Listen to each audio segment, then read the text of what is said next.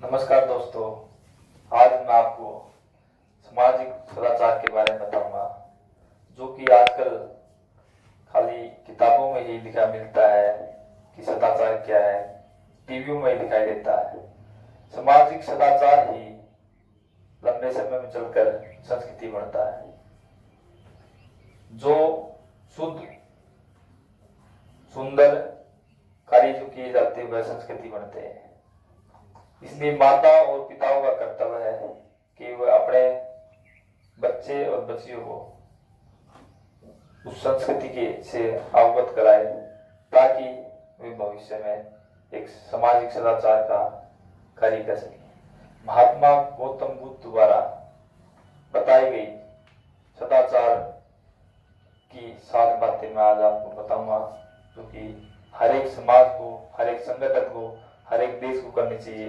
अगर वो करता है तो किसी को भी पराजित कर सकता है। पहली बात, प्रतिदिन एकत्रित होना चाहिए। अगर गांव में रहने वाले, नगरों में रहने वाले अगर प्रतिदिन हम एकत्रित होते हैं समय अनुसार, जो भी हमारे लिए अनुकूल है, तो उससे आपसी में स्नेह बढ़ता है और हमें शत्रु पक्ष का और मित्र पक्ष का पता चलता है।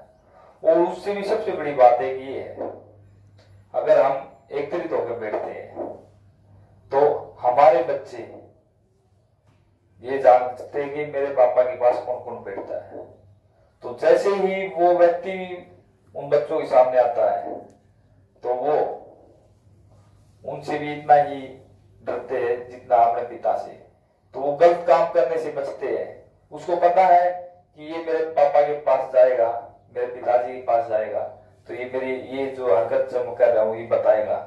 तो इससे सबसे बड़ा फायदा ये होने जा रहा है कि जो हम बार बार प्रतिदिन इकट्ठे होते हैं तो उससे हमारे बच्चे बिगड़ते नहीं।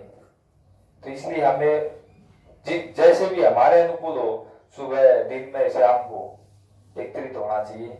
उससे हम आपसी में स्नेह बढ़ता है और हमारी आने वाली पीढ़ियां बिगड़ने से बचती है।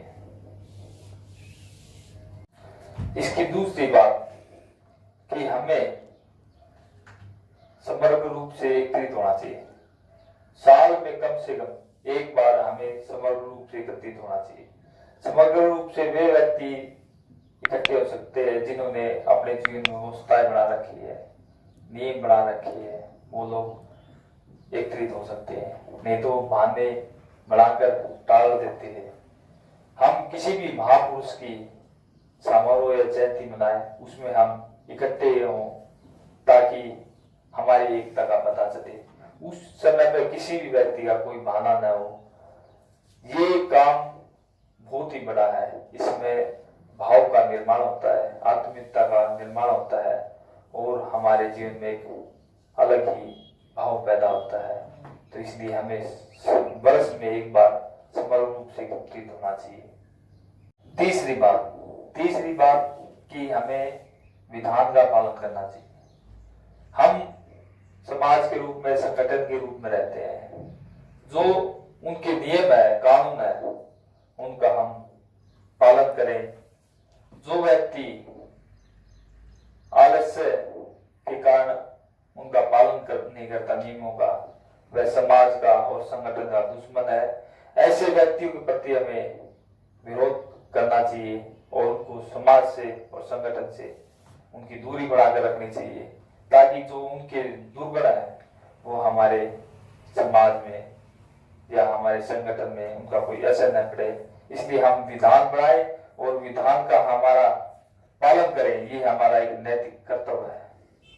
में चौथी बात, वयोवृद्ध और नीति निपुण लोगों का हमें मार्गदर्शन प्राप्त करना चाहिए। उनकी द्वारा बताई गई बातों पे हमें चलना चाहिए। आज के युवा वर्ग वृद्ध व्यक्तियों के पास बैठकर कुछ नहीं है। हमें प्रतिदिन उनके पास में बैठना चाहिए। उनका जो जीवन का अनुभव है उसे प्राप्त करना चाहिए, क्योंकि ज्ञान और अनुभव का ही सामंजस्य से हम अच्छे कार्य जीवन में कर सकते हैं। युवा वर्ग उत्साह में कार्य करता है, वो आज उसको अच्छे लगते हैं, भविष्य में उनका परिणाम बड़ा गलत होता है। तो इसलिए हमें नीति निपुण हो, ज्ञानवान हो और अनुभवी व्यक्ति, हम आज उनकी बातें माननी चाहिए। समाज में ऐसे व्यक्तियों की कमी नहीं है, लेकिन वो हमें ढूंढने चाहिए। इसमें दोनों चीज होनी चाहिए, वो विवेक भी होना चाहिए और ज्ञानवान भी होना चाहिए, दोनों है। तो ऐसे व्यक्तियों की हमें जो अनुभव है उसका मार्गदर्शन प्राप्त करना चाहिए। पांचवी बात, महिलाओं पर अत्याचार न हो। जिस भी देश में, समाज में विवाहित और अविवाहित महिलाओं पर अत्याचार होता है तो लंबे समय वो देश और वो समाज नहीं चल सकता, वो अपने आप ही नष्ट हो जाता है। और आज समाज में और देश में ये बड़ी गंभीर स्थिति बनी हुई है, महिलाओं पर बड़े अत्याचार होते हैं।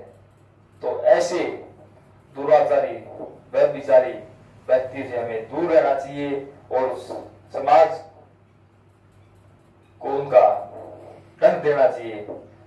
और क्योंकि जिस समाज में और जिस देश में स्त्रियों पर, महिलाओं पर अत्याचार होगा वो आगे नहीं बढ़ सकते। ये बात, कुल देवी, कुल देवता, इष्ट देवता, रक्षक देवता की हमें आराधना करनी चाहिए। गांव के आसपास, बाहर या अंदर कुल देवी, कुल देवता व रक्षक देवताओं के जहां भी शतान हो उनकी धोख लगानी चाहिए प्रत्येक दिन, क्योंकि उनके आशीर्वाद से ही हम आध्यात्मिक मार्ग पर चल सकते हैं, जो कि सबसे जरूरी मार्ग है परमात्मा को प्राप्त करने का। तो प्रत्येक दिन हमें इस चीज का ध्यान रखना चाहिए, समाज को ध्यान रखना चाहिए कि हम उनका पूर्ण रूप से धोख दें, ताकि हम आध्यात्मिक मार्ग पर आने वाली समस्याएं से बच सके। अंतिम बात, संतों का संरक्षण। हमारे गांव आसपास जहां तपस्वी संत लोग रहते हो तो उनको किसी भी प्रकार की असुविधा या कष्ट न हो, उनका हमें पूर्ण रूप से ध्यान रखना चाहिए। महात्मा बुद्ध ने बताया है, संत वो है जिसका पक्षी जैसा व्यवहार है, जो अपने लिए एकत्रित नहीं करता, वो संत है। ये उसकी परिभाषा है। इस चीज का हमें विशेष ध्यान रखना चाहिए कि संत कौन है, जिसका पक्षी जैसा व्यवहार है। अगर हम उनका ध्यान रखते हैं तो उनके तपोबल से हमारी जो नगरी है, हमारा जो समाज है, उसका उत्थान होता है उनकी तपस्या से। ये बातें आपको कैसी लगी इसमें कमेंट करें।